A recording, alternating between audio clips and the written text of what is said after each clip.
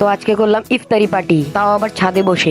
আসসালামু আলাইকুম গাইস, কি অবস্থা সবার? আই হোপ আপনারা সবাই ভালো আছেন। তো সেহরি টাইমে উঠে সেহরি করে চলে আসলাম বাহিরে। তো বাইরে এসে এক বন্ধুকে নিয়ে চলে যাচ্ছে আরেক বন্ধুর বাসায় বন্ধুকে ডাক দেওয়ার জন্য। তো ওই বন্ধুকে নিয়ে চলে আসলাম আমাদের এলাকার সবচেয়ে বড় মসজিদে নামাজ পড়ার জন্য। তো মসজিদে ঢুকে ফজরের নামাজটা পড়ে চলে আসলাম বাহিরে। তো আমরা তিন বন্ধু হাঁটতে হাঁটতে চলে আসলাম আমাদের খেলার মাঠে। তো মাঠে আসার পর আমরা দেখি কেউ নেই মাঠে। তো আপনারা এই জায়গার কিছু সিনেমেটিক ভিউ দেখেন।